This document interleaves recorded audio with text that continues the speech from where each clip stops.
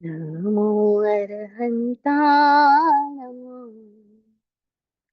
नमो सिद्धाणं नमो आयर्याणं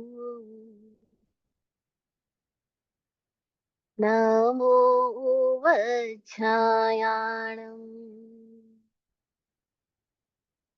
नमो लोये सवसाहूणम्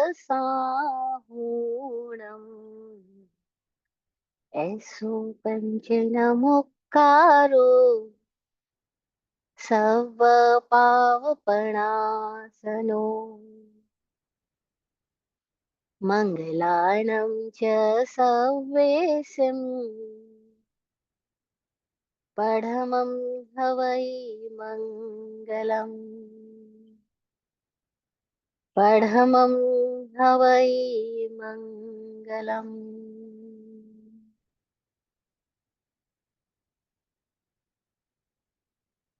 ध्यानिमूलं गुरोर्मूर्ति पूजामूलं गुरोर्पदम्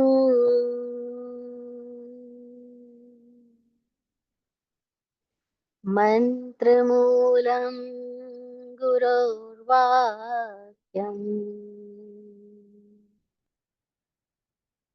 मोक्षमूलं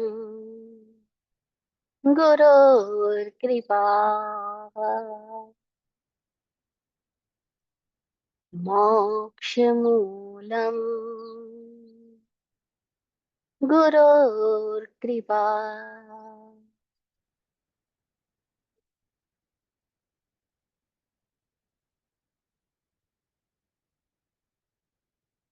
चरम तीर्थंकर समण भगवान महावीर स्वामी को भावमय वंदन नमन। चतुर्विध तीर्थ को प्रणाम।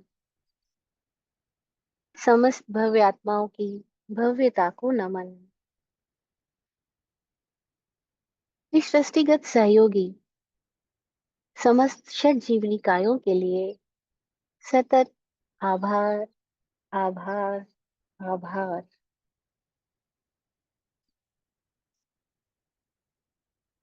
परम उपकारी ध्यान मूल गुरु मूल प्रेम मूल सदगुरु पूज्य श्री विराट गुरु जी और स्वामी विकास जी के चरणों में नमन।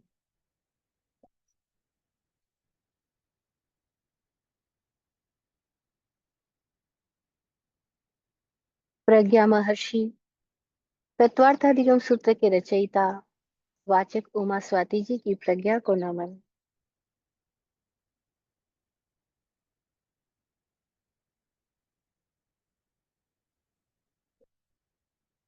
सिद्धा सिद्धिं मम दिशन्तु सिद्धा सिद्धिं मम दिशन्तु सिद्धा सिद्धिं मम दिशन्तु।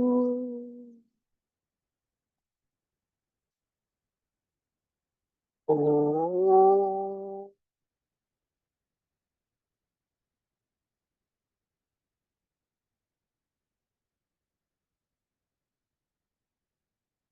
ओ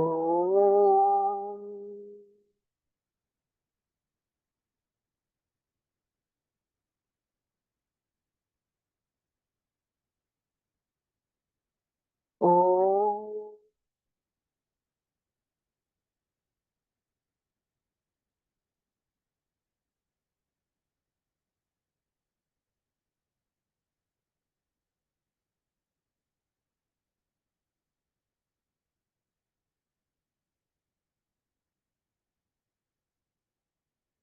नॉर्थ कैरोलिना के स्वाध्याय संघ को नमन।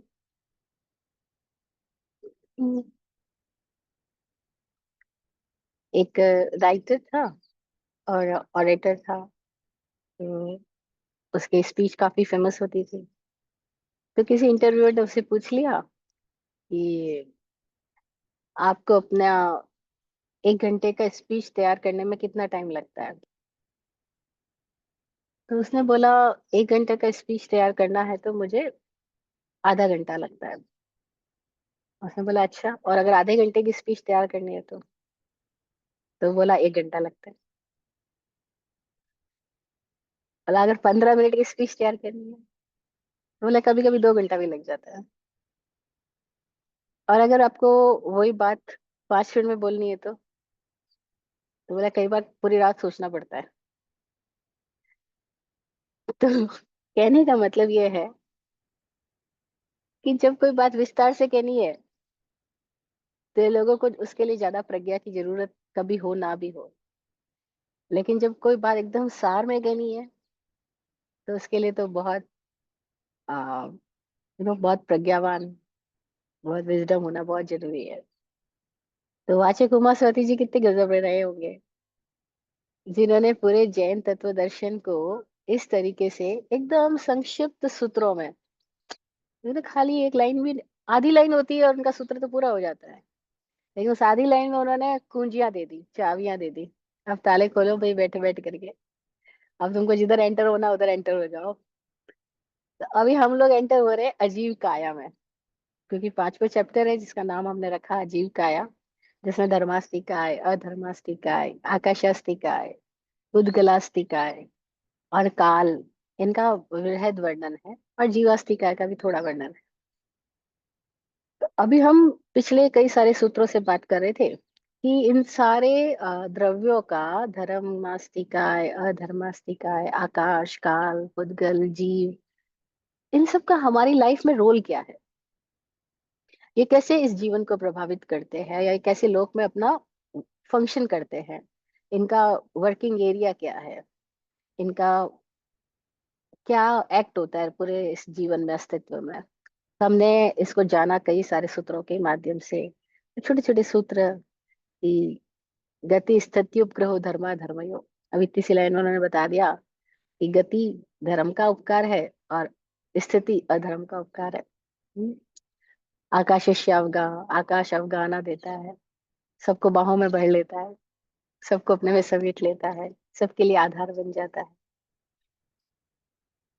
उसी सिलसिले में हमने जाना मुद्गल का रोल क्या, जीव का रोल क्या। कितना मजेदार सूत्र था 21वां सूत्र, जिसको जैन लोगों ने अपने प्रतीक चिन्ह में रखा कि परस्पर उपग्रहो जीवानाम। जीव का रोल क्या है कि वो परस्पर उपग्रहित है।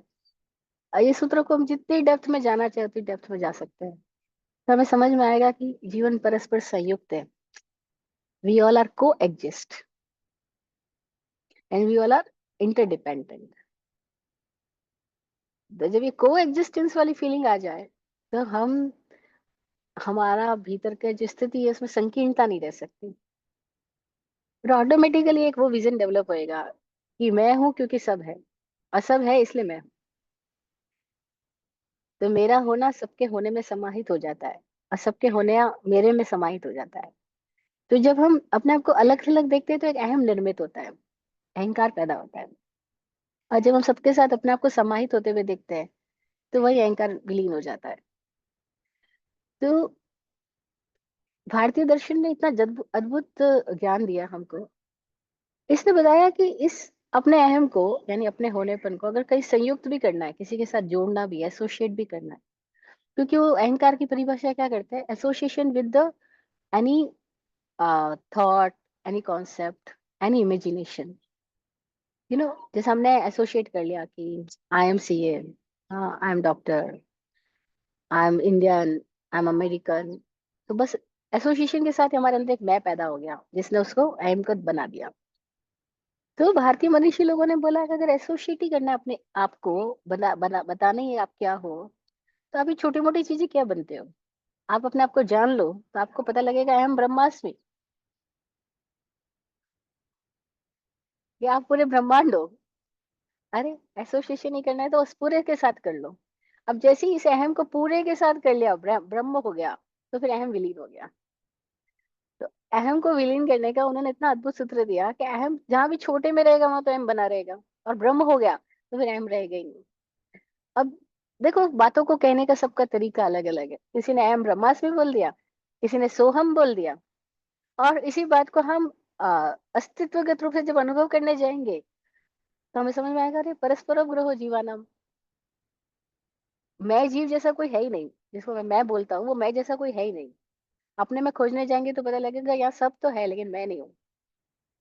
जिसको मैं बोल रहा था वो मेरी भ्रांति थी, इल्यूजन था कि मैं हूँ। हकीकत में मैं हूं ही नहीं। तो अब मैं हूं ही नहीं, ये फीलिंग को समझने का ये सूत्र काम बड़ा कम देगा। परस्पर उपग्रह जीवाना, जीव परस्पर उपग्रहित है, जीवन परस्पर संयुक्त है, वी ऑल आर को एग्जिस्ट। अब अनेक दृष्टियां हैं इसको समझने की, हम कहाँ से कैसे समझ सके, पकड़ सके, या हम उसको अनुभव में ला सके। और एक बार अनुभव में आ गई जो चीज ना, तो फिर कहीं संकुचितता रह ही नहीं सकती आदमी के अंदर में। जैसे उसके भीतर की ग्रंथियां टूटती है तभी ये सब अनुभव घटित हो सकता है, अदरवाइज तो घटित भी नहीं हो सकता। फिर हमने नेक्स्ट लास्ट सेशन जब हमने किया था आज से 2 हफ्ता पहले, तब हमने जाना था काल का क्या रोल है अपने लाइफ के अंदर में। तो हमारा 22nd सूत्र था 5वें चैप्टर का। वो कह रहा था वर्तना परिणाम क्रिया परत्वा परत्वे च कालस्य।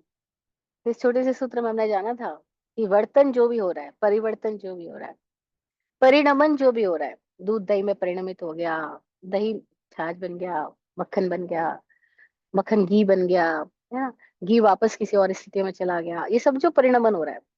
काली अब इसी का नहीं, अब मिट्टी का देखो, सॉइल परिणमित हो रही है, कैसे वो बीज में गई, फिर बीज कैसे पौधा बना, पौधा कैसे वृक्ष बना, वृक्ष कैसे फल फूल में आया, पत्तों में आया, फिर पत्ता कैसे जड़ के वापस मिट्टी में चला गया, और पत्ता क्या हो गया, वापस एटलस मिट्टी हो गया। तो ये पूरा सर्कल कैसे चलता जा रहा है, चलता है। ये परिणमन जो हो रहा है, और कैसे हो रहा है, तो बोला काल, काल का प्ले है, ये काल का रोल है। कि काल है, एक समय ये बीज के रूप में है, फिर काल का प्रभाव है, एक समय ये फल के रूप में है। तो ये काल के प्रभाव से उन मनुष्यों ने हमें जीवन में बहुत सारी शिक्षा दे दी। उन्होंने हमें धैर्य की शिक्षा दी कि धीरे धीरे रे मना, धीरे सब कुछ होए, माली सींचे 100 गड़ा, ऋतु आए फल होए।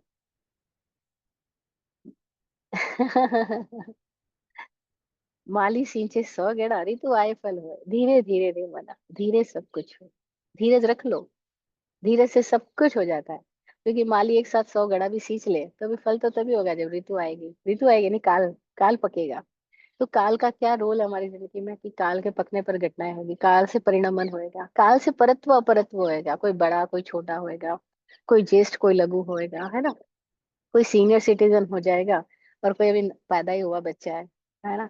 और दोनों में काफी समानता है, सीनियर सिटीजन को भी कोई हाथ पकड़ के चला रहा है, वो लकड़ी पकड़ के चल रहा है, छोटा बच्चा को भी कोई पकड़ के चला रहा है ना। छोटा बच्चा अंदर सुसु पॉटी ना कर दे उसके लिए मम्मी पापा एकदम केयरफुल होते हैं।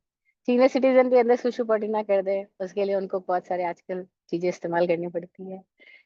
तो वो कैसे वापस लाइफ का सर्कल घूमता हुआ, बचपना बुढ़ापे में काफी चीजें। नहीं, अपन बोलते हैं छोटा बच्चा उसकी सक्सेस हो गई, अरे वो 1 1.5 साल का हो गया, वो पैरों पे खड़ा होना सीख गया। तो हम ऐसे ही 80 साल के आदमी के लिए बोलते हैं, अरे वो अपने पैरों पे अभी भी चल रहे हैं, ये सक्सेस है। अदरवाइज उनको चलने के लिए कुछ सहारे की जरूरत पड़े।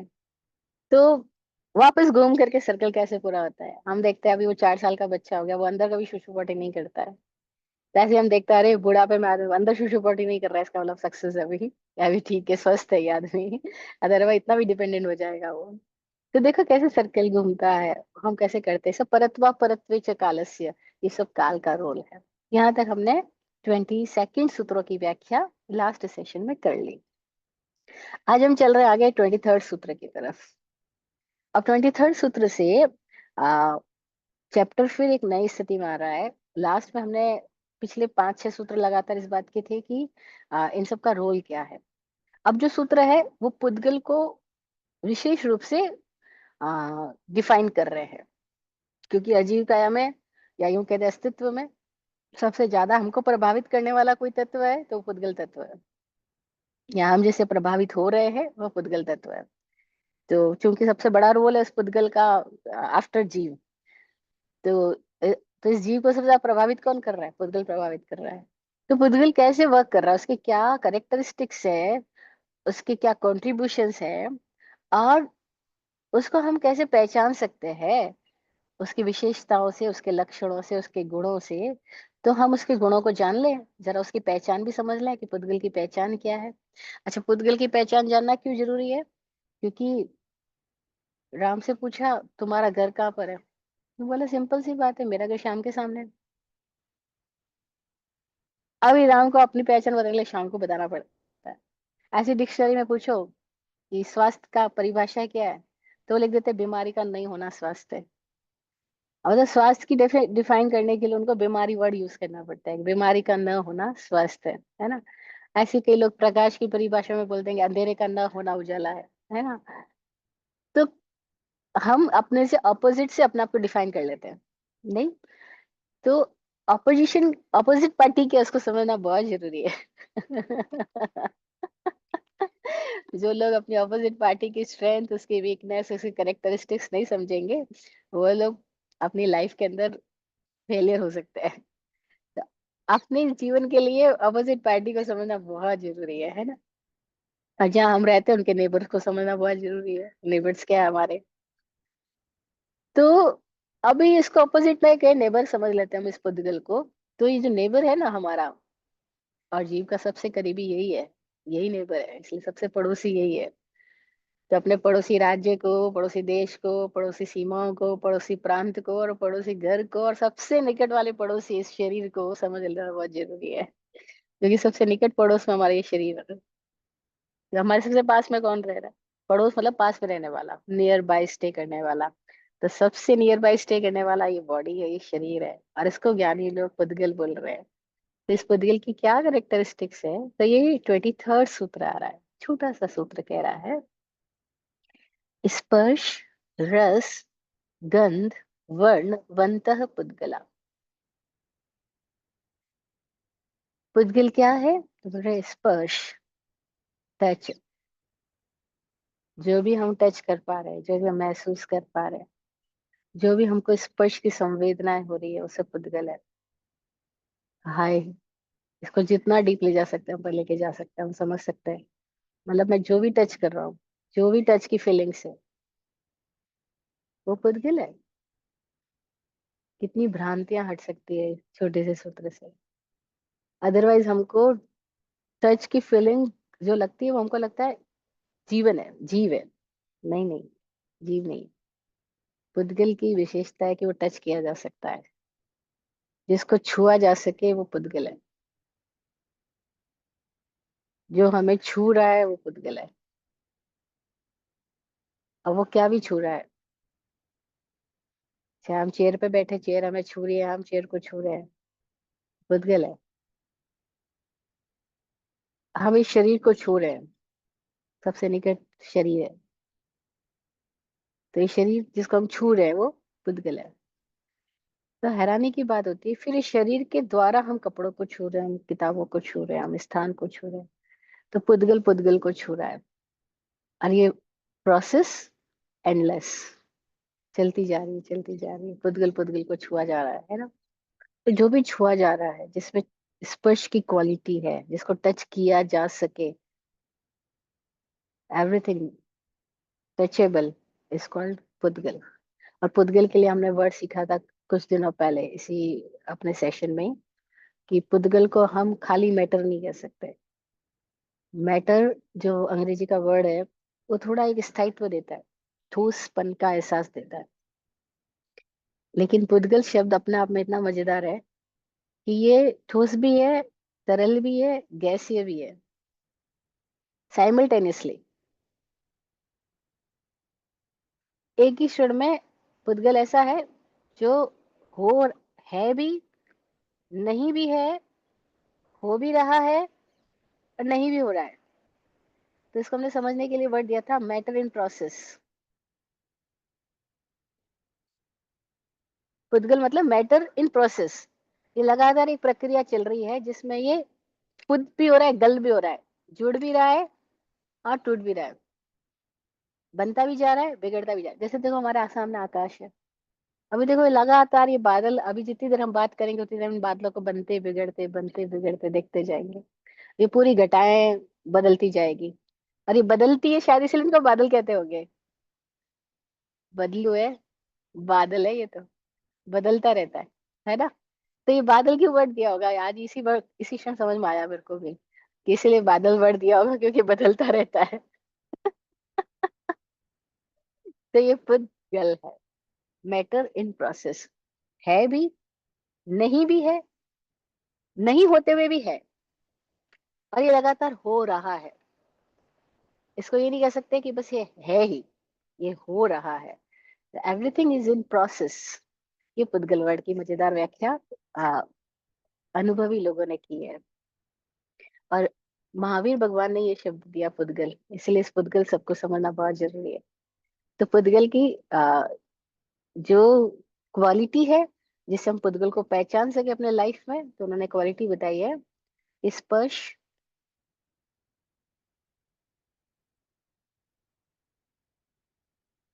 वर्ण, स्पर्श, रस, गंध, वर्णवंतः पुद्गला। स्पर्श है, रस है। अच्छा, स्पर्श के उन्होंने बहुत आगे क्लासिफिकेशंस किए हैं कि स्पर्श कितने तरह का है। तो उसमें उन्होंने 8 भेद बताए स्पर्श के।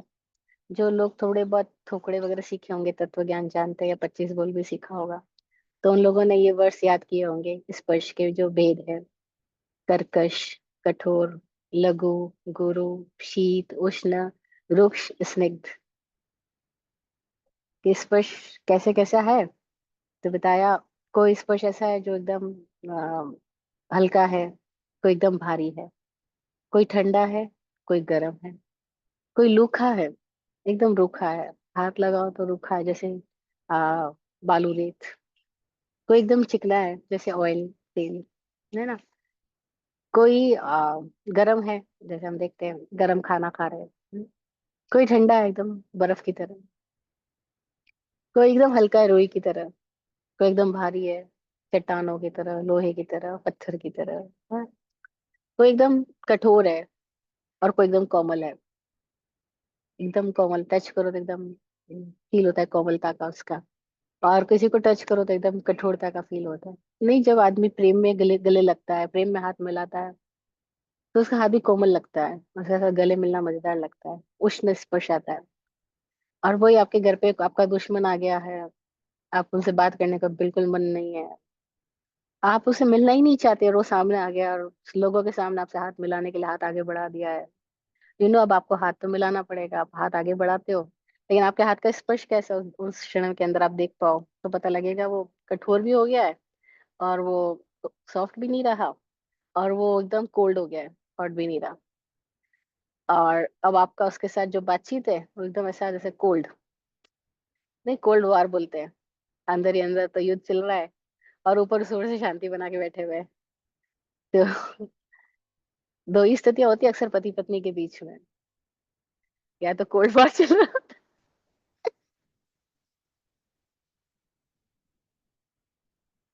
मन ही मन, अरे या फिर भरा हुआ ज्वालामुखी फूट ही जाता है, वोल्केनो।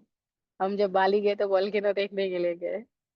बहुत मजेदार एक्सपीरियंस था वहाँ, कभी वो फटा था, उस बात को, उसको वोल्केनो को फटे हुए कई वर्ष बीत गए, लेकिन अभी भी वहां से धुआं निकल रहा है। कोई एक स्थान ऐसे है जहाँ पे एकदम गर्म है, चट्टान है, जहाँ पीछे से धुआं निकल रहा है, हाथ डाल के दिखाते हैं पीछे धुआं, हमने देखा, इनका ये क्या हो रहा है, तो बोले वो तब का अभी तक लावा फूटे ही जा रहा है, फूटे ही जा रहा है। तो उन्होंने हमको कहा, आप जरा अपने हाथ से उसको टच करो, या पैर से टच करो, देखो आप। हमने देखा उसको, उस वोल्केनो के पर्वत पर, जहाँ वो वोल्केनो फूटा, वो जो अब तो पर्वत सा स्थिति बन गई है, तो वहां पे जाने के लिए सुबह के टाइम में सैकड़ों लोग, और सुबह 3-4 बजे सब निकल गए, मतलब रात को 2 बजे से 3 बजे से सबने ट्रेवल करना स्टार्ट किया। और इतना ट्रैकिंग करके हम वोल्केनो पे ऊपर चढ़ करके आए। मैं भी हैरान हूँ। चलो, चढ़ने का तो मजा है, लेकिन हम वहाँ क्या देखने गए? स्वामी जी बोले वोल्केनो देखने के लिए शादीशुदा आदमी को जाने की कतई जरूरत नहीं है।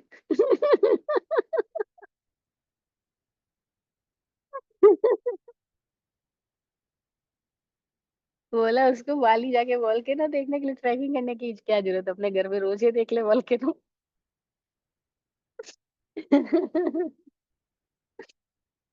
तो जब लोग आ, वार्म हार्टेड होते हैं, तो हम बोलते हैं वाह, उससे गले मिलने, उससे मिलने में कितना मजा आया। आज जब लोग अंदर अपना को समेट रहे होते हैं तो कोल्ड हो जाते हैं, कठोर हो जाते हैं। तो ये सब स्पर्श के गुण हैं।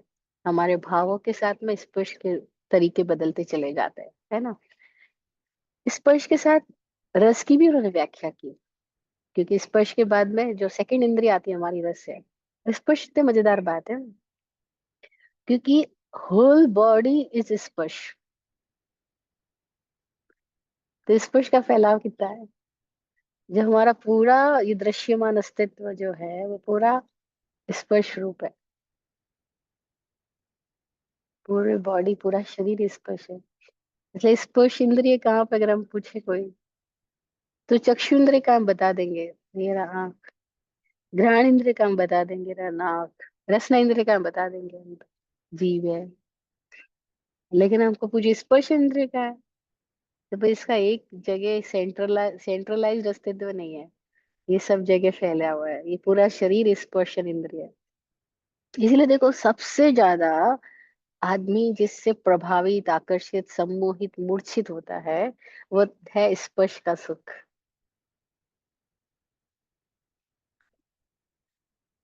अगर हम अपने अनुभव से इस बात को समझे तो, क्यों हमें टच टच चाहिए। पैदा होते ही बच्चे को माँ का टच चाहिए, फिर जिंदगी भर उसको टच चाहिए, है ना। ये जो हम पर्सनल टच से इम्प्रेशन पैदा करते हैं और पर्सनल टच के इम्प्रेशन में चले जाते हैं, ये हमारा पुद्गल के प्रति जो सम्मोहन है, जो राग है, जो मूर्छित अवस्था है, वो इतनी गहराई से हम सबके भीतर जा चुकी है कि उसको पाने के लिए हम तड़प जाते हैं, बेचैन हो जाते हैं। और वो बेचैनी कितने सारे उपद्रवों को पैदा करती है। और ये सारे सो कॉल्ड उपद्रव उस पर्सनल टच, उस स्पर्श का सुख, सुख पाने के लिए। लालायित आदमी ने क्या कुछ नहीं किया। कल मैं पढ़ रही थी कि वो इतनी सुंदर जो क्लियोपेट्रा थी, जब उसकी डेथ हो गई तो उसकी डेथ बॉडी के साथ लोगों ने, बहुत सारे लोगों ने उसकी डेथ बॉडी के साथ स्पर्श का सुख पाना चाहा। हाँ। और मेरे को एक बड़ी हैरानी हुई, कुछ दिन पहले ये तथ्य भी मेरे सामने आया कि जब मुस्लिम शासकों का भारत पे बहुत आक्रमण, अत्याचार, घटनाएं घटी, दुर्घटनाएं घटी, तो रानियों ने जौहर क्यों किया। मेवाड़ की रानी पद्मावती ने, हाँ, 16,000 रानियों के साथ, 16,000 स्त्रियों के साथ मिलकर के अग्नि में अपने आप को झोंक दिया। तो जौहर क्यों किया, इसका कारण मेरे सामने अब आया। मुझे नहीं पता, बहुत लोगों को पता ही होगा ऑलरेडी।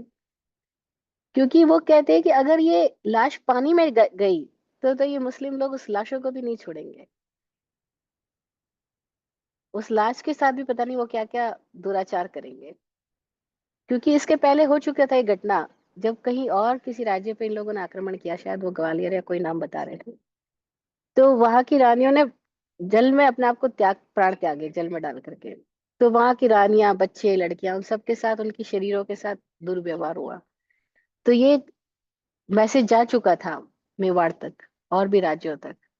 तो उन लोगों ने अपने शरीर को इनके हाथ में आने ही ना दिया जाए, इसीलिए आग जला करके उसके अंदर कूद करके अपना शरीर झोंक दिया कि शरीर भी इनके हाथ में, मरा हुआ शरीर भी इनके हाथ में नहीं आना चाहिए। क्योंकि जब आदमी अपनी दुर्दांत वासना के वशीभूत हो जाता है, तो उस स्पर्श के सुख का अंधा बना हुआ आदमी ना मुर्दा शरीर देखता है, ना बेहोश शरीर देखता है, ना कटा फटा शरीर देखता है, वो चला जाएगा उसके लिए। तो इतना हमको ये पुद्गल इतना गहराई से प्रभावित किए हुए हैं, क्योंकि हम स्पर्श के द्वारा ही इस संसार के साथ संयुक्त हो रहे हैं। और स्पर्श हमारे जिंदगी को पूरी तरह से प्रभावित कर रहा है। तो कैसे हम इस सम्मोहन से बाहर आ सकते हैं। हमारे लिए सीखने वाली बात यह है कि ये जो स्पर्श के सुख के पीछे हम सम्मोहित, मूर्छित हो रहे हैं, बेभान होके कुछ भी अकरणीय करने के लिए भी, कुकृत्य करने के लिए मातुर हो जाए, तो इसके बेचैनी से हम मुक्त कैसे हो सकते हैं। तो उसके लिए उन्होंने, ज्ञानियों ने सूत्र दिया कि इस स्पर्श के पीछे एक और महास्पर्श है। एक और ब्रह्म चेतना का स्पर्श है। जिसको ब्रह्म चेतना का स्पर्श हो गया, वही इस स्पर्श के सुख से अब सम्मोहित नहीं होगा। इसके सिवा कोई उपाय ही नहीं है। देखो, जिंदगी भर इसके सिवा कोई उपाय ही नहीं है। कई बुजुर्ग लोग अपनी स्टोरी सुनाते हैं तो बड़ी हैरानी होती। वो कहते हैं अब शरीर की इंद्रियां शिथिल हो गई, काम कृत्य करने के लायक नहीं बची, लेकिन फिर भी कामुकता मन से नहीं जाती। मन की वासना वहीं के वहीं बनी है। अभी भी लगता है अगर कोई स्त्री आ जाए, या अगर कोई पुरुष मिल जाए, या अगर कोई वो मर जाए, तो सेक्स तो जिंदगी से किसी दिन विदा हो जाता है शरीर की क्षमता क्षीण होने के साथ, लेकिन सेक्सुअलिटी नहीं जाती। Sexuality remains. 70 80 90 ईयर्स के आदमी भी सेक्सुअलिटी बची रह जाती है। वो भांति भांति से अलग अलग तरीकों से अब स्पर्श का सुख पाना चाहता है। जैसे बच्चा किसी खिलौनों के साथ खेलता है, अब उसको भी कोई खिलौने चाहिए होते हैं बूढ़े आदमी को। इसलिए बूढ़े आदमी का बच्चों के प्रति वापस आकर्षण पैदा हो जाता है। वो समझ ही नहीं पाता ये आकर्षण क्यों है, लेकिन ये आकर्षण तो है। कैसे इस स्पर्श के सम्मोहन से कोई आदमी बाहर जा सकता है? तो जिन लोगों ने अपने ऊपर काम किया, उन लोगों ने जाना कि जिस क्षण ब्रह्म चेतना का अनुभव होता है, उसी क्षण ये स्पर्श का सम्मोहन गायब। अदरवाइज नहीं। अदरवाइज आदमी पागल मदमाता रहेगा इसके अंदर, और उस मूर्छा में वो ना जाने क्या क्या करेगा। कृत्य अकृत्य दुष्कृत्य कुछ भी कर सकता है। तो इस पुद्गल को समझना होगा हमें, क्योंकि ये सर्वाधिक प्रभावित करने वाला तत्व है। क्यों प्रभावित कर रहा है? क्योंकि इसमें स्पर्श है, और स्पर्श के साथ फिर मादकता जुड़ी है, फिर सम्मोहन जुड़ जाता है। और ये हमारा बहुत गहरा हम्म, लगाव है, गहरी मूर्छा है, जो हमको कहाँ से कहाँ ले जाती है। फिर स्पर्श के भेदों के बाद में हम आगे चल रहे हैं रस। क्योंकि अगला वर्ड वो दे रहे हैं, स्पर्श, रस, गंध, वर्णवंता पुद्गला। रस आदमी को प्रभावित कर रहा है। रस क्या है? हम देखें, हम खाने में रस ले रहे हैं, बातों में रस ले रहे हैं, देखने में रस ले रहे हैं। हम कहाँ का रस नहीं ले रहे हैं? छूने में रस ले रहे हैं। हम पांचों इंद्रियों से रस ले रहे हैं। और सर्वाधिक रूप से हमको जो रस बनता है वो हमारी जीवा का। अब हमें जीभ का रस चाहिए। हर थोड़ी देर बाद खाना। खाना कैसा? मेरे टेस्ट के अकॉर्डिंग। वे सबका टेस्ट अलग अलग है। किसी को तीखा पसंद है, किसी को कड़वा, किसी को कशेला, किसी को खट्टा, किसी को मीठा। तो उन ज्ञानियों ने, देखो, उन्होंने अपने ऊपर काम करके ये जाना कि हमारे भीतर की स्वाद कलिका ये 5 तरह के रसों से आवेशित, अभिभूत और चार्ज हो जाती है। तो उन्होंने इस तरह 5 तरह के रसों का वर्णन किया। ऐसे तो बहुत सारे रस आगे भेद प्रभेद किए जा सकते हैं, क्योंकि मिक्स मैच करके हम कितने टेस्ट डेवलप कर लेते हैं। लेकिन मोटा मोटी या स्थूल या उसकी गहराई में इन डेप्थ जाए तो रसों को 5 भेदों में बांट दिया। तीखा, मिर्ची, कड़वा, करेला, नीम, कशेला। कशेले पदार्थ भी होते हैं, बहुत सारे ऐसे फल कशेले होते हैं। खट्टा, इमली, नींबू। मीठा, गुड़, शक्कर, सकरी। सबके बहुत सारे भेद प्रभेद हो सकते हैं। लेकिन ये सब 5 रस, तो इसको 6 रस बोलता है। कवि लोगों के साहित्य में 9 रस भी होते हैं। वो अलग है रस। वो विरह श्रृंगार, वो अलग अलग तरह के रस है। वीर रस, हास्य रस। तो रस की बात सब कर रहे हैं। अब सवाल है कि ये रस की विमुग्धता कितनी गहराई है, हमारे कितने गहराई में हमारे अंदर है। इस रस के लालच ने आदमी के भीतर से कितने तरह की व्यंजनों को पैदा कर दिया। रस के लालच आदमी कहाँ से कहाँ चला जाता है। हाँ, कहते हैं वो एक शहद की बूंद के स्वाद के लालच में सामने खड़ी मौत हो, तो वो मौत भी फीकी पड़ जाएगी। वो स्टोरी सुनाते पुराने लोग। और उस स्टोरी को सुनाते ही ना, उसका चित्र बना करके जगह जगह जैन तीर्थों में, मंदिरों में आपको देखने को मिलेगी। आप भी कभी जैन तीर्थ मंदिर में आपने देखा होगा कि पूरा बड़ा सा चित्र लगा होता है, जिसके अंदर एक कुआं है। कुएं के नीचे, अंधे कुएं में सांप ऐसा फुफकार रहा है। इधर कुएं के बाहर शेर है। ऊपर एक वृक्ष है, वृक्ष की डाल है। डाल के ऊपर दो चूहे हैं, एक सफेद चूहा एक काला चूहा, जो उस डाल को कुतर रहा है। उस डाल को पकड़ करके एक आदमी नीचे लटक रहा है।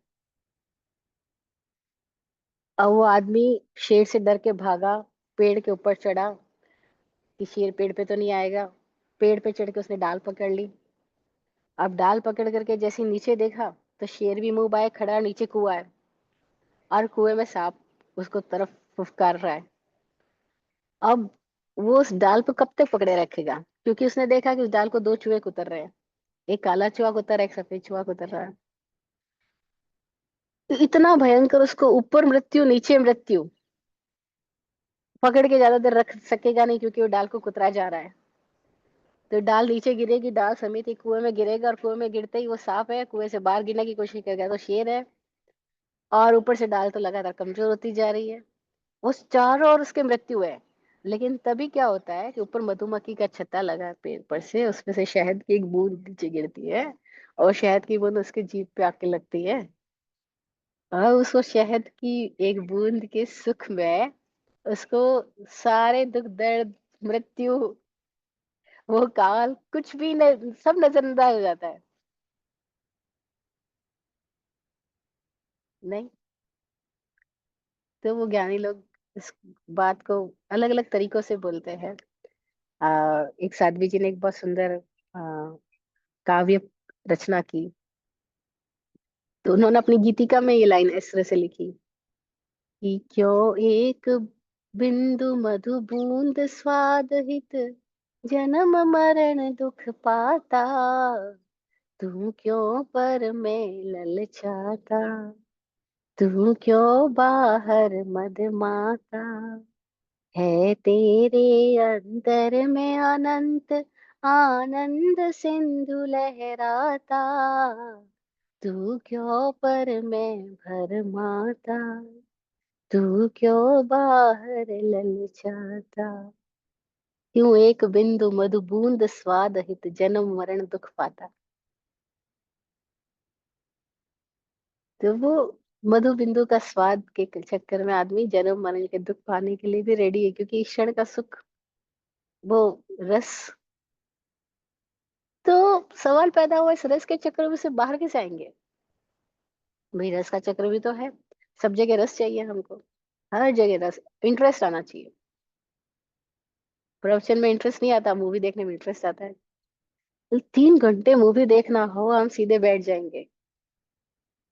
लेकिन वही कहते 3 घंटे ध्यान लगा के बैठो। तो कमर दुखेगी, घुटना दिखेगा, मक्खी मच्छर काटेंगे, कभी कुछ होएगा, कभी पसीना आएगा, कभी ठंड लगेगी, कभी कुछ होगा।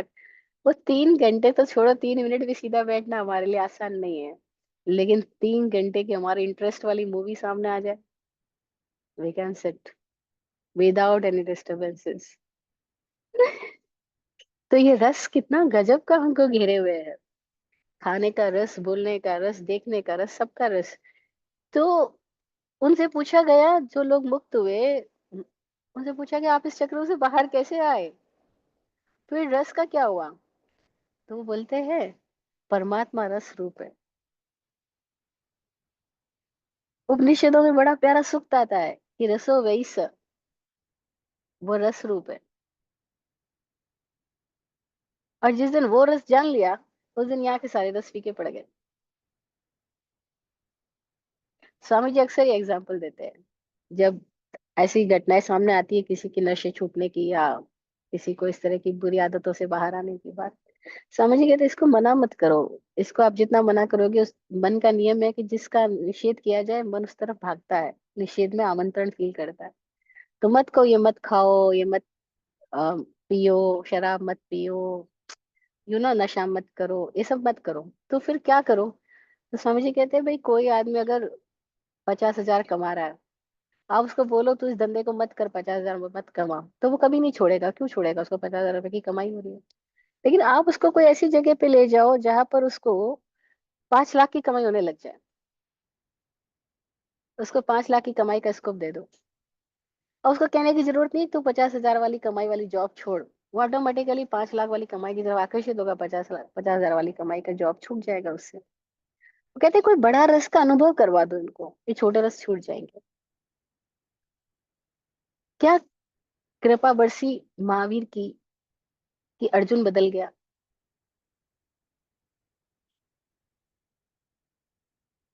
क्योंकि अर्जुन ने महावीर के पास आकर के, चंद्र कौशिक ने महावीर के पास आकर के कोई एक ऐसे रस का स्वाद पा लिया। बस वो जो स्वाद, वो जो स्पर्श, वो जो रस उसको कहीं और से आया, अब उसको वो छूट गई। हिंसा छोड़नी नहीं पड़ी, छूट गई, क्योंकि उसको कोई और रस मिल गया।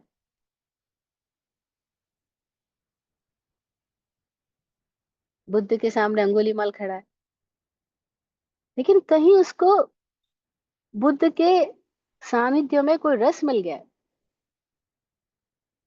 और जैसे ही वो रस मिल गया, जैसे ही वो स्पर्श मिल गया बुद्ध के सानिध्य का, उसको बाहर के स्पर्श का, बाहर के रस का आंदोलन, आकर्षण, प्रवाह, प्रभाव सब गायब हो गया।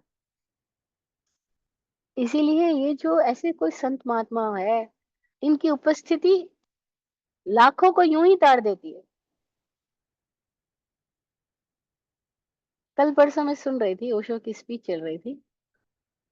ओशो बोल रहे थे कि आज मनुष्यता इस जगह पर आ गई है कि अगर इस पूरे मनुष्य जाति को बचाना है पागलपन से, और ये अपने आप को ही मार डालेगी, क्योंकि जो स्थिति में ये पहुंच गए, ये एक दूसरे का विनाश करके खुद को खत्म कर देंगे। अगर इस सब से बचाना है तो हम उपाय नहीं कि एक आदमी को सुधारा जाए। उपाय नहीं एक आदमी को जा करके लेक्चर दिया जाए, या भाषण दिए जाए, संकल्प कराया जाए, छुड़वाया जाए, कुछ त्याग पछताण कराया जाए, ये उपाय नहीं है। वो बोलते हैं कोई करोड़ों लोगों में अगर कोई 100 लोग भी ऐसे हो जाए जो अपने आप को जान ले, जिनको परम रस का अनुभव हो जाए, जिनको ये अनुभव हो जाए कि मैं कौन हूँ, जिनको ये अनुभव हो जाए कि मैं ये पुद्गल नहीं हूँ। पुद्गल झूठा आप सही, विराट गुरु जी की बहुत प्यारी कविता, कि पुद्गल झूठा आप सही है। जिसको अपना अनुभव हो जाए, ऐसे अगर करोड़ों में से 100 लोग भी हो जाए धरती पर, तो कहते हैं फिर पूरी मनुष्यता बचाई जा सकती, अदरवाइज नहीं बचाई जा सकेगी। और वो कहते हैं इसकी कोशिश मत करो दूसरों को सुधारने की, आप ऐसे तैयार हो जाओ तो मैं तुम्हारे लिए सहयोगी हो सकता हूँ, वो मार्ग बता सकता हूँ, वो विधियां दे सकता हूँ। क्योंकि वो जानकार है, जो पहुंचा हुआ है, वो कह सकता है मैं ब्रिज बना सकता हूँ। मैं इस पार पहुंच गया हूँ तो मैं तुम्हारे को पकड़ सकता हूँ, ब्रिज बना सकता हूँ, तुम आ जाओ, मैं खड़ा हूं, इस पार पहुंचा हूँ। इसलिए समय समय पे तीर्थंकर आते।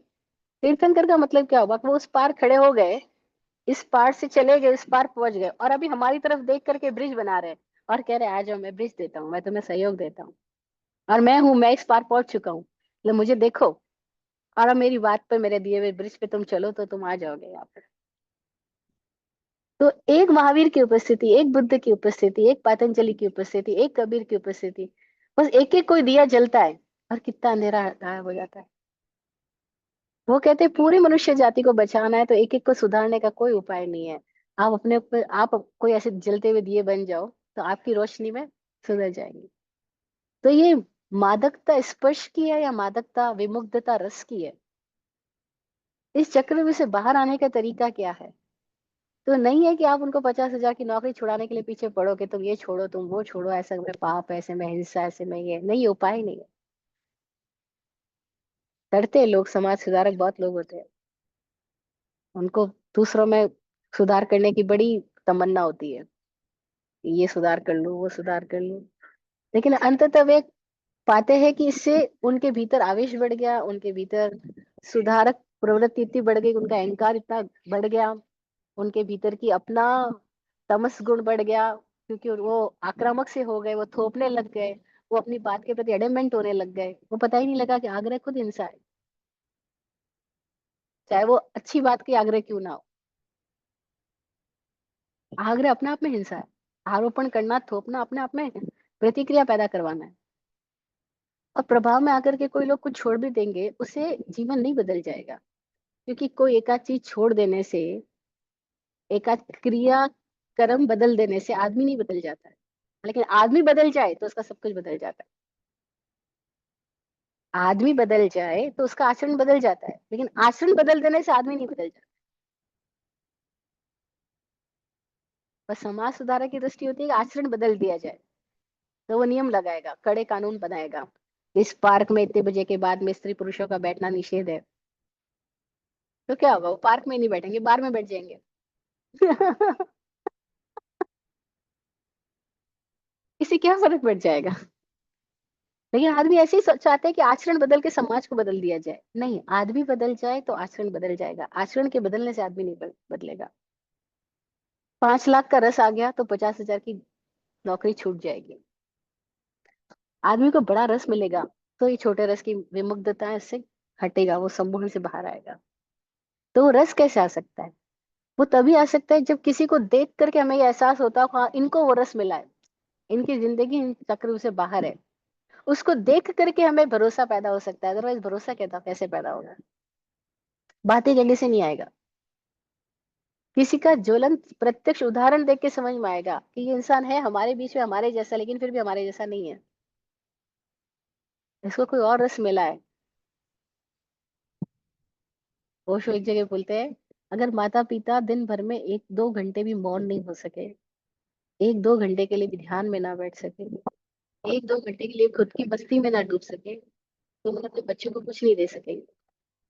क्योंकि बच्चे वही सीखेंगे जो वो देखेंगे। और जब देखते हैं कि मेरे मम्मी पापा की मस्ती अपने भीतर से कहीं से आ रही है, ये बिना नशे किए हुए अपने मौज के अंदर ऐसे रह रहे हैं जैसे कि उन्होंने कोई हाई है। तो स्वामी जी को लोग, उनके कई फ्रेंड्स बोलते हैं, आप क्यों नहीं ड्रग कर लेते, ये नहीं वो नहीं। स्वामी जी कहते हैं, तुम क्यों लेते हो? हाई होने के लिए, मैं ऑलवेज हाई रहता हूँ। मैं ऑलवेज हाई हूँ, तुम्हारा तो हमेशा इस पीक एक्सपीरियंस के बाद में वापस वैली का एक्सपीरियंस होता है। और मैं एक पीक से दूसरी पीक, दूसरी पीक से तीसरी पीक पे होता हूँ। मेरे को वैली का एक्सपीरियंस नहीं जाना पड़ता। तो बताओ, तुम मेरा नशा करना चाहोगे क्या? वो कहते मैंने आंख बंद किया और अपने नशे में डूब गया। मेरी तो फैक्ट्री अंदर ही चालू है शराब की। मैं आंख बंद करूँ, अपने भीतर में शराब पीना शुरू कर देता हूँ। तो मेरे को जरूरत नहीं है, तुम्हें जरूरत है इसलिए तुम कर रहे हो। तुम अगर देखो एक पल के लिए, मैं करके देखो। फिर उनके साथ रहने वाले को धीरे धीरे उनका कोई टच लग जाता है। जब उनका कोई टच आ जाता है, फिर बाकी के टच छूटने लग जाते हैं। कोई और रस, उनकी आंखें बंद होकर उनको रस आने लग जाता है, अब बाकी के रस छूट जाते हैं। महावीर ने उसको उपवास कहा, कि जब भीतर कोई ऐसा रस आने लग गया कि भीतर ही वास होने लग गया। जब भीतर वास होने लग गया तो बाहर का भोजन आकर्षित नहीं कर रहा, बाहर की इंद्रियों की भूख आकर्षित नहीं कर रही, क्योंकि भीतर में कोई और रस आने लग गया, कोई और स्पर्श पैदा हो गया। तो ये पुद्गल बड़ा मजेदार है। ये तो बाहर आकर्षित कर रहा है, लेकिन जो इसके विज्ञान को समझ जाएगा वो समझेगा कि बाहर आकर्षण इस चीज में नहीं आ रहा है, तो वो पुद्गल का दोष नहीं है। मेरे भीतर भी कोई एक ऐसी क्वालिटी है जो सोई पड़ी और जागी नहीं है, तो वो बाहर की ओर खिंच रही है। और अगर वो मेरे भीतर ही जाग जाए तो बाहर की ओर खींचना बंद हो जाएगी। खींची इसलिए नहीं क्योंकि मेरे भीतर भी कोई एक ऐसी क्वालिटी है, तो मेरे भीतर कोई रस है। और मुझे अपने रस का स्वाद नहीं आया तो मैं बाहर के रस की तरफ भाग रहा हूँ।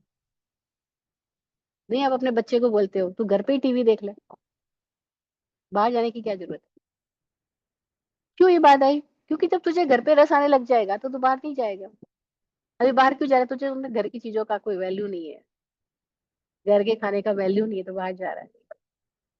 तो भी घर के खाने में वैसा टेस्ट पैदा कर दो तो बाहर क्यों जाएगा? तो ये जो हम बाहर से जाते हैं वो बातें कहीं गहराई में अपने लिए भी है, कि हमारे भीतर ही कोई रस है। जिस दिन वो रस डेवलप हो जाता है, फिर बाहर के रस की पकड़ छूट जाती है। तो उपनिषद के ऋषियों ने बोला, रसो वैस, वो रस रूप है, उसको समझ ले, तो बाहर का रस की पकड़ छूट जाएगी।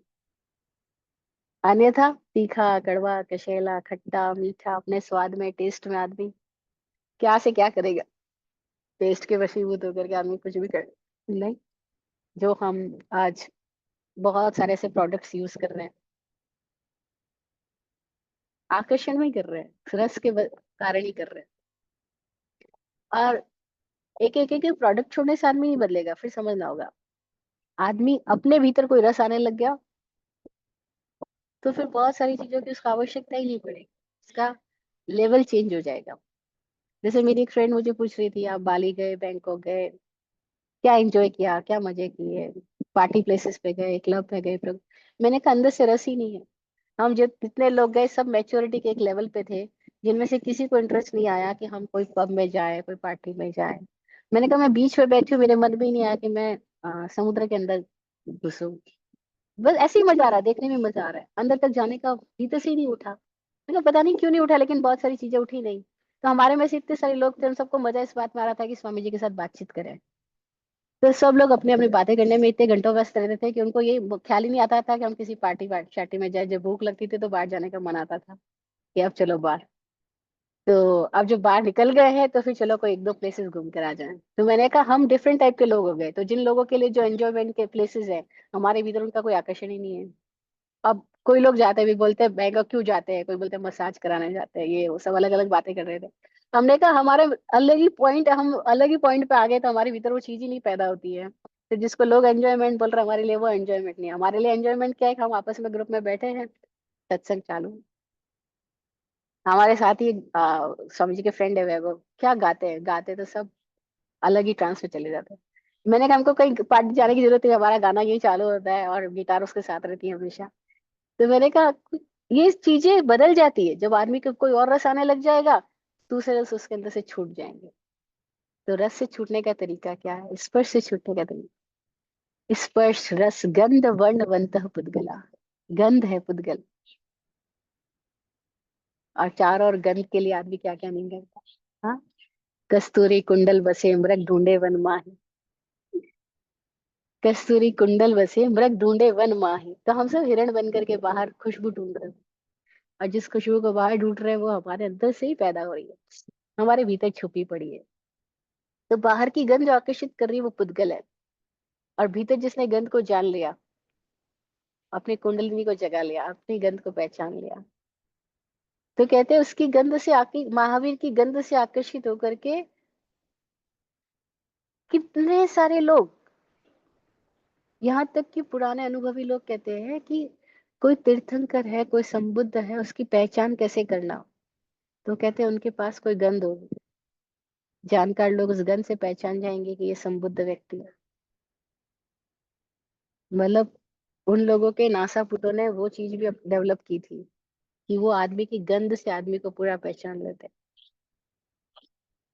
तो तीर्थंकर है ये व्यक्ति, संबुद्ध है, उसकी पहचान उसकी गंध से हो जाती है। बहुत पहले की बात है, विराट गुरु जी के साथ जब हम इस यात्रा में जुड़े ही थे, तो विराट गुरु जी ने कहा अगर कोई संत है तो उसकी पॉटी में कभी बदबू नहीं आएगी। और मैंने कहा ऐसा कैसे हो सकता है। बोले ऐसा है, उसके शरीर में बदबू होगी नहीं, पैदा ही नहीं होगी, पॉटी में उसकी बदबू नहीं आ सकती अगर वो, उसके भीतर कोई योग साधना घटित हुई है तो, अगर वो योगी है। तो मेरे लिए तो उस समय बिल्कुल नया तथ्य था एकदम से, गुरु जी का ये बोलना कि योगी की पॉटी में बदबू नहीं होती, दुर्गंध नहीं होती। It is so. कोई है अगर जिसने अपने आप के भीतर कुछ काम किया, अपने शरीर पे कुछ जाग आ गई है, तो उसकी गंध बदल जाएगी। तो कोई लोग अनुभवी लोग बताते हैं हम तीर्थंकरों को, हम संबुद्धों को उनकी गंध से पहचानते हैं, उनके पास गंध अलग होगी। और हर लेशिया की अलग अलग गंध होती है। हमने सुना था लेशिया चैप्टर में, कृष्ण लेशिया की गंध अलग है, नील लेशिया की गंध अलग है, कापोत लेशिया, तेजो लेशिया, पदम लेशिया, शुक्ल लेशिया, इनकी गंध ही अलग है। तो बाहर की कोई गंध हमें आकर्षित कर रही है, तो हमें पहचानना होगा कि हमारे भीतर उस गंध का कोई पॉइंट है, और वो गंध कहीं मेरे भीतर भी है। मुझे अपने भीतर की उस गंध को जगह ना आ जाए, तो बाहर की गंध का आकर्षण खत्म हो जाएगा। और मजेदार बात क्या है कि बाहर की हर गंध दुर्गंध में बदल जाती है, हर सुगंध दुर्गंध में बदल जाती है। उनकी क्वांटिटी बढ़ा दी जाए, केमिकल कंपोजिशन चेंज कर दिया जाए, जरा सा। नहीं, विराट गुरु जी अक्सर बोलते थे कि सोना और पारा में जरा सा परमाणु का अंतर है। दो परमाणु घटा बढ़ा दिए जाए, वो सोना बन जाएगा, अदरवाइज वो कुछ और बन जाएगा। तो जरा सा परमाणुओं का कॉम्बिनेशन चेंज कर दो, तो गंध क्या हो जाएगी, रस क्या हो जाएगा। केमिकल कंपोजिशन है बाहर तो सब कुछ, लेकिन ये गंध आकर्षित करती है। तो गंध के सम्मोहन से आदमी जाग सके, इसलिए बताया कि गंध पुद्गल है जो तुम्हें बाहर आकर्षित कर रही है, लेकिन कोई ये गंध भीतर भी है, उस गंध को जगाए सकता है। फिर का वर्णवंत पुद्गला, वर्ण जितने भी है, रंग जितने भी है, वो सब पुद्गल है। रंग कितने, मैं बताया, काला, नीला, लाल, पीला, सफेद, ये 5 तरह के वर्ण उन लोगों ने तब बताए। और कहा कि ये सब पुद्गल रूप है। जितने भी वर्ण हमें दिखाई पड़ रहे हैं, ये प्रकृति जितनी भी रंग बिरंगी सतरंगी दिखाई पड़ रही है, ये सब पुद्गल रूप है। तो पुद्गल को पहचानना, क्यों पहचाना, क्योंकि अपने नेबर को पहचानना जरूरी है, अपने पड़ोसी को पहचानना जरूरी है, और वही है जो दिखाई पड़ रहा है। तो दृश्यमान जगत में वर्ण है, गंध है, रस और स्पर्श है। और ये दृश्यमान जगत, महावीर उसको पुद्गल वर्ड दे रहे हैं। सांख्य दर्शन इसको प्रकृति वर्ड देता है। वो कहता है पुरुष और प्रकृति। पुरुष वो जीवात्मा को बोलता है, और प्रकृति वो इस पुद्गल को बोलता है। शैव दर्शन इसको शक्ति वर्ड देता है। शिव है और शक्ति है। शिव जीवात्मा है, और ये शक्ति है बाहर जो दिखाई पड़ रही है। वेदांत दर्शन इसको माया वर्ड देता है। वो कहता है कि एक ब्रह्म है और बाकी सब माया है। तो वो दो दो वर्ग वो भी बताते हैं, एक को ब्रह्म कहते हैं, एक को माया कहते हैं। सांख्य दर्शन एक को पुरुष एक को प्रकृति बोलता है। शैव दर्शन शिव और शक्ति बोलता है। और इसी प्रकृति को, इसी पुद्गल को, इसी माया को कोई ठगी नहीं बोलते, कबीरदास जी ठगी नहीं बोलते। ये ठगने वाली है। क्योंकि ठगने वाली क्यों है, क्योंकि हमको धोखा दे रही है, हमें आकर्षित कर रही है। और जिसके पास जाएंगे तो पता लगेगा है नहीं, ये तो बदल गई। हम पकड़ने जाते हैं तब तक तो वो बदल जाता है। गुब्बारा बच्चा पकड़ता है खुशी खुशी, और पता लगता है गुब्बारा को जैसे उसने पकड़ा बांधा, गुब्बारा फूट गया। तो यहाँ हर चीजें बदल जाती है। हर चीजें पकड़ के साथ हम पकड़ने को जाते हैं तब तक तो रंग रूप बदल जा चुका होता है। तो इसीलिए इस पुद्गल को पहचानना, अभी पहचान खत्म नहीं हुई है। ये एक सूत्र दिया, अभी दूसरा सूत्र और इसके साथ जुड़ा हुआ है। मैं सोच रही थी दोनों सूत्रों की आज बात कर पाएंगे, लेकिन मैं तो बड़ी स्लो मूवर हूँ।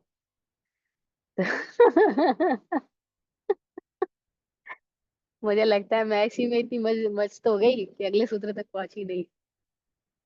तो स्पर्श, रस, गंध, वर्ण, वंतः पुद्गला, ये जो वर्ण दिखाई पड़ रहे हैं, जो रंगीनियां दिखाई पड़ रही है, और इस रंगीनियों की जगत में आदमी खो जाता है, ये सब रंगीनियां पुद्गल है। इसको छोटी सी बात से बताती हूँ। जब छोटी थी तो घर में टीवी नई नई तब आई थी ना, इंडिया में टीवी इंट्रोड्यूस हुई थी और घर में आई थी नई नई टीवी। तो टीवी में ये सब जब चित्रहार देखते, ये पिक्चर्स देखते हैं, तो भावुक होता है हृदय ना। तो ऐसे किसी को मारा जा रहा है तो आंखों से आंसू बह जाते हैं ना, कोई प्रेम वाला कर दिया जा रहा है तो मैं रोने लग जाती थी। तो मेरी मम्मी बोलती थी पागल है, धूप छांव का खेल है, ये बढ़ते पर धूप छांव का खेल है, ये कुछ नहीं है, तू पागल की तरह रोए जा रही है इसको देख करके। तो मैं बोलती धूप छांव का खेल क्या होता है, लेकिन उसको, जिसको पुद्गल बोला है, इसी को धूप छांव का खेल बोला जा रहा है। ये सब धूप छांव, ये है नहीं कुछ, ये दिखाई पड़ रहा है, ये है नहीं। अब ये है नहीं और दिखाई पड़ रहा है, ये ऐसे कैसे हो सकता है। उस समय तो बिल्कुल ये बात समझ में नहीं आती, लेकिन आज समझ में आती है ये बात कि हाँ ये है नहीं लेकिन दिखाई पड़ रहा है। और जो दिखाई पड़ रहा है उसके संबंध में हम इतने चले जाते हैं कि जो वस्तु तो है वो हमें दिखाई नहीं पड़ता। तो जो वस्तुतः है वो है आप,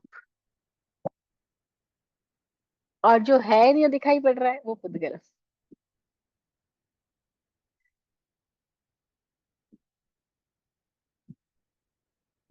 ये धूप छांव ये पुद्गल, ये बादल ये पुद्गल, ये जुड़ रहे हैं, बिछुड़ रहे हैं, ये बन रहे हैं, बिगड़ रहे हैं, ये प्रवाहमान है, मैटर इन प्रोसेस, ये सब पुद्गल है।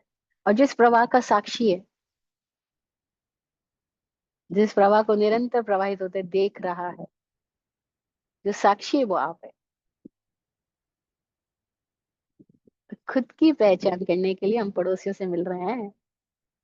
पड़ोसी का रेस्पेक्ट करना, लेकिन पड़ोसी पड़ोसी है ये जानना, वो मैं नहीं हूँ।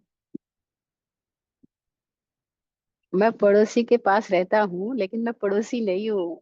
वो पड़ोसी का घर मेरा घर नहीं है। तो मुझे मेरी पहचान हो जाए, इसलिए मुझे आईना दिखाया जा रहा है। तो आईना में मैं प्रतिबिंबित तो हो रहा हूँ, लेकिन आईना मैं तो प्रतिबिंब मैं नहीं हूँ। तो बाहर का ये वर्ण गंध रस स्पर्श, ये सब क्या है? ये सब की मादकता में आदमी बहक जाता है, और फिर उसी को पकड़ने में पूरी जिंदगी धूप छांव के खेल में बिता देता है। तो पुद्गल झूठा, आप सही। आप सही हो। पुद्गल झूठा है। क्यों झूठा है? क्योंकि ये इस पल है, अगले पल कुछ और है, और हर पल नया बदलने वाला है। असत्य को बोला उन्होंने शाश्वत, और झूठ को बोला जो बनता मिटता है। असत्य वो जो सनातन रहता है। तो वो क्या सत्य है जो सनातन रहता है? वो क्या है जो बनता मिटता रहता है? इस भेद को जो उपलब्ध हो जाए, उसको भेद विज्ञानी बोला है। और जो भेद विज्ञानी हो गया, वो मुक्त हो गया। वो इस सम्मोहन से बाहर आ गया। तो हम कैसे सम्मोहन से बाहर आ जाए, इसके लिए मैं सारी बात की है। सूत्र तो इशारा है, ताले की चाबियां है, हमारे ताले खुल जाए, इसके लिए सारी बात है। तो आज की बात को यही विराम करती हूँ। हमारा ऑलमोस्ट समय भी हो गया है, और फिर कुछ जिज्ञासाएं होंगी तो उनके लिए भी समय रखें। आज इतना ही। हाँ, अपने बात को पूज्य विराट गुरु जी की दुआ आशीर्वचन के साथ पूरी करती हूँ। आप फूलो फलो, हो जिंदगी मखमल मुलायम। आप फूलो फलो, हो जिंदगी मखमल मुलायम। आपकी हर खुशी पर है हमारी जान सदके। दुआ करते हैं चुपचाप दिल की थाप से हम। दुआ करते हैं चुपचाप दिल की थाप से हम। रहे जाते नवाजे हर घड़ी अरमान सबके। अमन और चैन से गुजरे आपका वक्त सारा। अमन और चैन से गुजरे आपका वक्त सारा। रुख पे खिलती रहे यूं रूह की मुस्कान खुल के। रुख पे खिलती रहे यूं रूह की मुस्कान खुल के। जय हो, जय हो, जय हो। सबका कल्याण।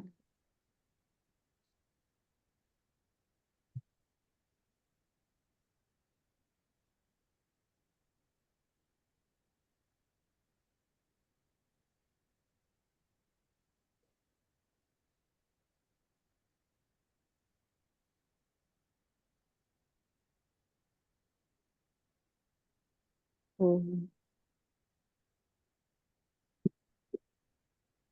जय जय हो। जिनेन्द्र।